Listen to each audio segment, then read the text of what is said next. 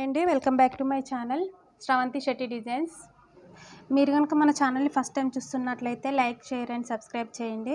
చూడండి, ఈరోజు నేను పైపింగ్ స్టిచ్చింగ్ ఎలా చేయాలో చూపిస్తాను. మనము పైపింగ్ని 2-3 టైప్స్ స్టిచ్ చేసుకోవచ్చండి. ఇన్విజిబుల్ పైపింగ్, నేను డబల్ క్లాత్తో ఎలా పైపింగ్ చేయాలో కూడా చూపించాను.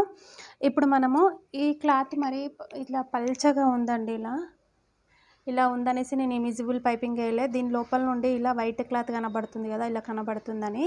దీనికి ఇట్లా సిల్వర్ బార్డర్ వచ్చింది కాబట్టి నేను ఇట్లా సిల్వర్ది సపరేట్ క్లాత్ తీసేసుకున్నానండి. దీన్ని నేను పైపింగ్ ఎలా చేసి చూపిస్తాను. ఈజీ మెథడ్లో కొత్త వారైనా సరే ఈజీగా స్టిచ్ చేసుకునేటట్టు నేను చూపిస్తాను. చూడండి, ఇప్పుడు నేను దీన్ని జాయింటింగ్ పీస్ని ఇలా జాయింటింగ్ చేసేసుకున్నాను.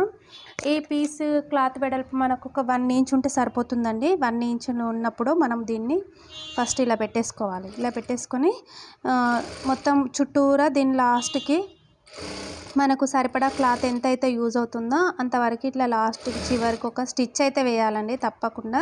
ఇలా స్టిచ్ వేసి మనం డైరెక్ట్ దాన్ని స్టిచ్ చేసేసుకున్నాం అనుకో మనకి ఈజీగా అయిపోతుంది. ఇవన్నిటికన్నా నీట్ ఫినిషింగ్ అంటే ఇన్విజిబుల్ పైపింగేనండి. కానీ క్లాత్ మరీ పల్చగా ఉంది కదండి, ఆ క్లాత్ పైనకి వేరుపడుతుంది అనేసి నేనైతే ఇలా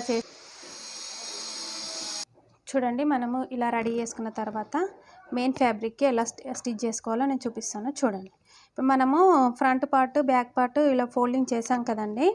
ఇలా చేసినప్పుడు హ్యాండ్స్ మనము స్టిచ్ చేయకముందే ఇది స్టిచ్ చేసేసుకున్నాం అనుకో బాగుంటుందండి. చూడండి, ఇట్లా నేను ఓవర్లాక్ కూడా చేసేసాను ఫస్టే. చూడండి, ఈ చివరి నుండి మనం ఇలా చివరికి ఇలా ఫోల్డింగ్ చేసేసి, ఈజీ మెథడ్ అండి, కొత్త వరకు అయితే చాలా ఉపయోగపడుతుంది ఇది.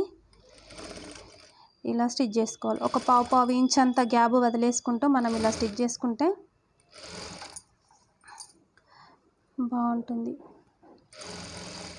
పైపింగ్ ఏ మోడల్ వేసుకున్నా సరే అండి లుక్ బాగుంటుంది. మామూలు బ్లౌజ్కి పైపింగ్ బ్లౌజ్కి ఫినిషింగ్ చాలా తేడా ఉంటుంది.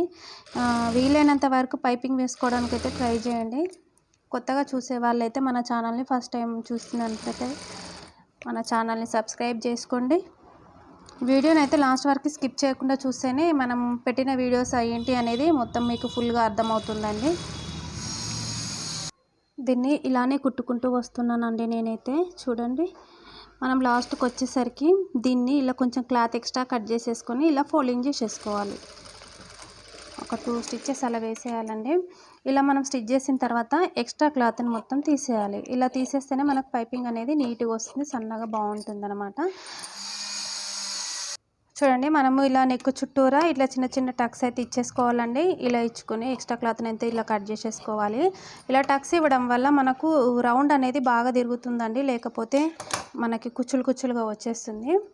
చూడండి, తర్వాత చూడండి, మనం ఇలా దీంట్లో ఇలా సన్నటి థ్రెడ్ పెట్టేసి దీన్ని ఇలా బయటకి పెట్టేయాలండి. ఇలా ఈ థ్రెడ్ అనేది లోపల ఉండేటట్టు చూడాలి. ఫస్ట్ ఒక్కసారి సెట్ చేసుకుంటే మనకి అలానే ఉండిపోతుందండి.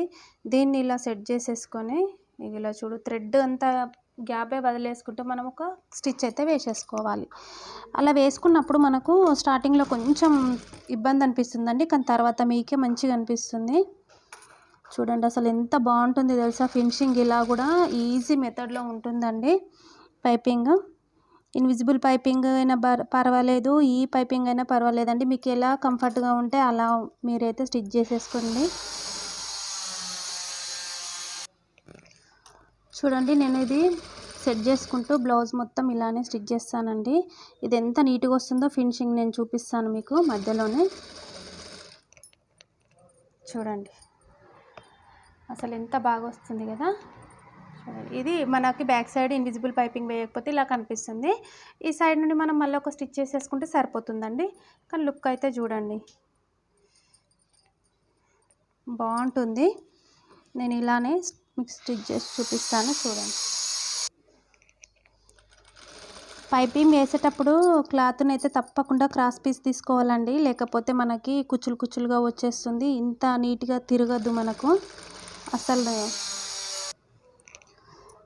చూడండి, మనం ఇలా పైపింగ్ స్టిచ్ చేసేటప్పుడు క్లాత్ని కరెక్ట్గా సెట్ చేసుకుంటూ చేసుకోవాలండి. అలా చేసుకుంటే మనకు సేమ్ ఈక్వల్గా వచ్చేస్తుంది. చూడండి,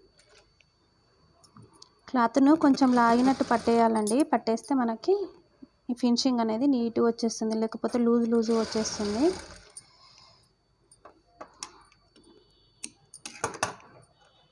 చూడండి, ఇట్లా చివరికి దీన్ని ఇలా ఇటువైపు అనేసేసి ఇలా అయితే ఒక ఫోల్డింగ్ పెట్టేసుకోవాలండి.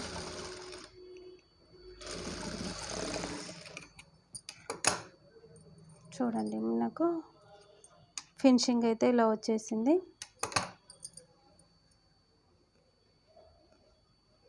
మొత్తం బ్లౌజ్ మొత్తం నెక్కి నేను ఇలానే చేశాను.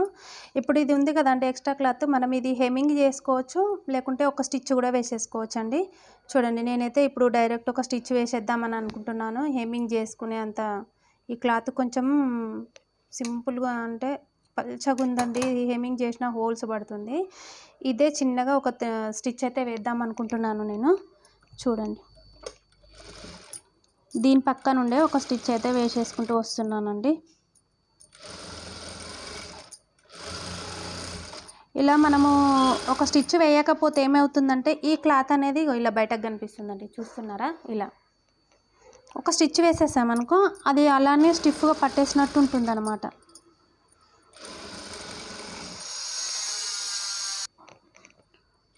ఇక్కడ వర్క్ జరుగుతుందండి. ఈ వీడియోకి చాలా డిస్టర్బ్ అవుతుంది, మధ్య మధ్యలో సౌండ్ వస్తుంది. అదే అండి, ఏమనుకోకండి.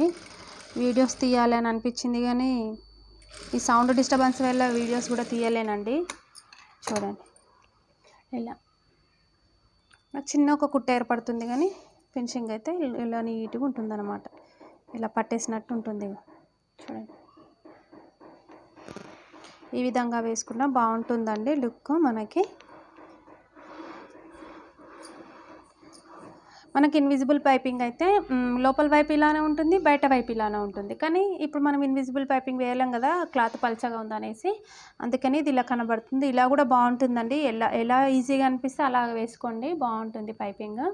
చూడండి, ఇది మొత్తం నెక్ చుట్టూరా ఇలానే వేసేసాం కదా, చాలా బాగా వచ్చేసింది. ఇది హ్యాండ్స్కి ఇలా డిజైన్ ఉంది కదండి. ఇప్పుడు బార్డర్ ఉంది కాబట్టి నేను ఇక్కడ పైపింగ్ ఏమి వేయట్లేదు, డైరెక్ట్ ఇది ఇలానే స్టిచ్ చేసేస్తాను. నెక్కి మాత్రమే ప్లెయిన్గా అవుతుంది అనేసి నేనైతే ఇలా చేశానండి. చూడండి, థ్యాంక్ యూ ఫర్ వాచింగ్.